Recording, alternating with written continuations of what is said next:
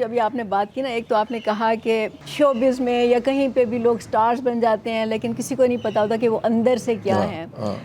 This a very interesting factor because Imran Khan کا اگر آپ یہ دیکھنا شروع کریں کہ وہ اندر سے، میں نے اس پہ کافی سوچا ہے ایکچولی. عمران خان پیدا کہاں پہ ہوا، اس کی پرورش کیسے ہوئی، وہ پھر بڑا ہو کے کہاں گیا، اس کے تعلقات کیسے تھے. آپ سب کو معلوم ہے کہ عمران خان جو تھا وہ ایک اچھے کھاتے پیتے مطلب ایفلوئنٹ فیملی سے تھا. وہ 4 بہنوں کا ایک بھائی تھا اکلوتا. تو آپ کو معلوم ہے کہ پاکستان جیسے کلچر میں کس طرح اس کی خاطر تواضع ہوتی ہوگی، پوری فیملی اس کی خواہشات کی تکمیل کے لیے کوشاں ہوگی. پھر اس کو ایچ ایس این کالج میں ایڈمیشن ملا جہاں پہ کہ وہ بڑے بڑے امیر لوگوں کے ساتھ اس کے تعلقات رہے.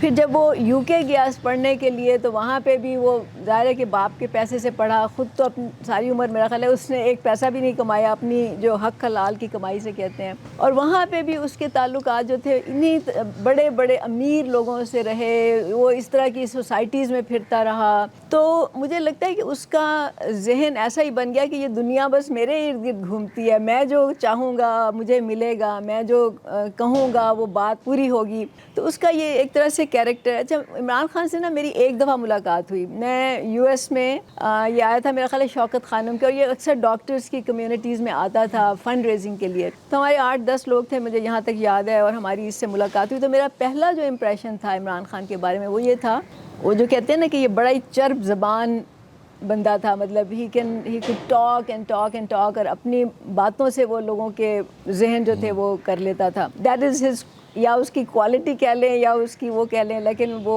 اس میں یہ بات ہے.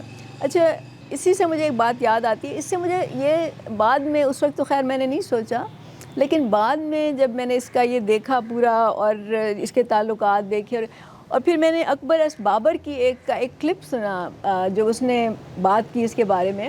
وہ کار میں جا رہا تھا اینڈ آئی ڈونٹ نو کہ اس کا ڈرائیو کون کر رہا تھا، لیکن اکبر ایس بابر نے یہ کہا کہ عمران خان نے مجھے کہا یا عمران نے مجھے کہا کہ میں نے کل رات پتہ نہیں کتنے نفل پڑھے ہیں کہ خدا کرے کہ بش جو ہے وہ جیت جائے. تو میں نے اس سے پوچھا کہ بھئی تم نے کیوں پڑھے اس کے لیے؟ بش کوئی تمہارا چاچا ماما لگتا ہے کہ تم نے اس کے لیے نفل پڑھے کہ وہ جیت جائے؟ تو اس نے، عمران نے اس کو کہا کہ تمہیں پتہ ہے کہ بش جو ہے کیونکہ بش کی فیملی بہت امیر فیملی ہے، وہ آئل بزنس سے تعلق رکھتے ہیں. تو اس نے کہا کہ بش کے تعلقات راکے فیلر فیملی سے ہیں، اور راکے فیلر فیملی جو ہے اس کے تعلقات گولڈ سمتھ فیملی سے ہیں، جمائمہ کی فیملی سے ہیں. تو اس طرح مجھے وائٹ ہاؤس میں داخلہ مل جائے گا.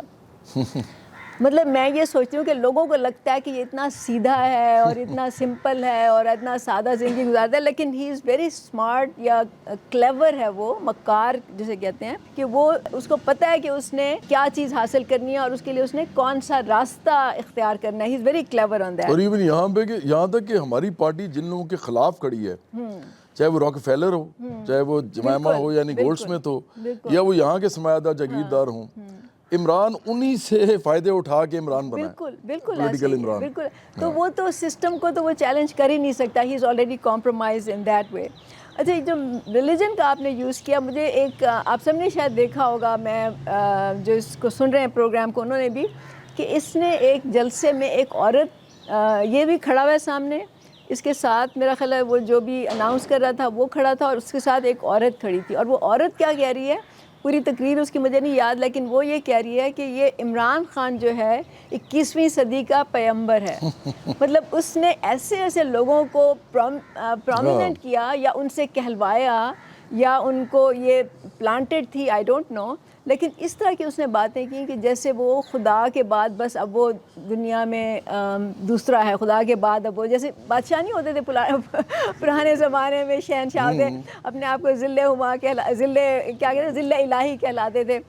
تو لگا کہ وہ اپنے آپ کو اس نے وہ کہلوانا شروع کر دیا. اس نے یہ بھی کہا تھا کہ جس طرح خدا نے رسول کریم کو اپنے امتحان کے لیے تیار کیا تھا، اسی طرح خدا مجھے بھی تیار کروا رہا ہے. مطلب لوگوں کے ذہن سے کھیلنا اور اس طرح کی سملیز دینا کہ وہ کہے بھی نہیں کہ میں ہوں اور لوگ سمجھیں کہ ہاں یہ ہے. اور جو لوگ کہہ رہے ہوتے تھے نا وہ پھنس سکتے تھے. اور اس نے بعد میں کہنا تھا مطلب ہاں، کہ کتنا میں نے یہ تو نہیں شروڈ کہا۔ آدمی ہے، کتنا یہ سنگ دل آدمی ہے کہ اس نے کہنا تھا کہ میں نے تھوڑی کہا ہے، بالکل وہ تو ایسے ہی ہے۔ انہوں نے کہا ہے، بالکل اور اس ایسے ہی ملک میں بلاسفیمی کے پرچے ہو جاتے ہیں ان کے بالکل اوپر، ایسے ہی ہے۔ اور وہ توہین مذہب اور توہین رسالت اور سب کے، اور اس کو جو ہے کوئی گزاندہ پہنچتا ہے کیونکہ میں نے کب کہا ہے، اور یہی کام اس وقت بھی کرتا ہے جب اس کے لوگ جو ہیں جب باہر نکلتے ہیں، بالکل 9 مئی میں باہر نکلے لوگ، اس نے ان کو نکالا، لگا رہا 1.5 سال، اور جب وہ نکل آئے تو اس کے بعد جب ان کو پکڑا گیا تو اس نے کہا میں نے تو نہیں ان سے کہا تھا کہ باہر نکلیں، بالکل وہ تو ایسے ہی ہے۔ اپنی وجہ سے باہر نکلے تھے،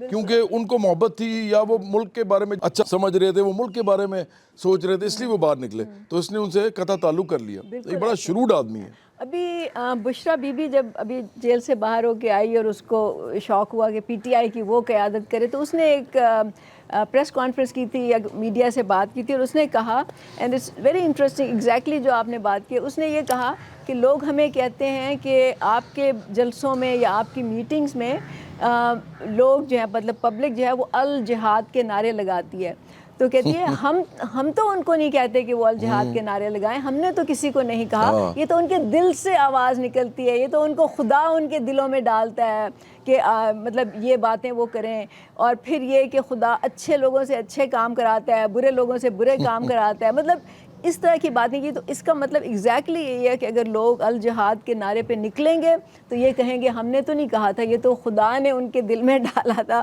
اور انہوں نے یہ باتیں کی تھی، مطلب they are very shrewd about that.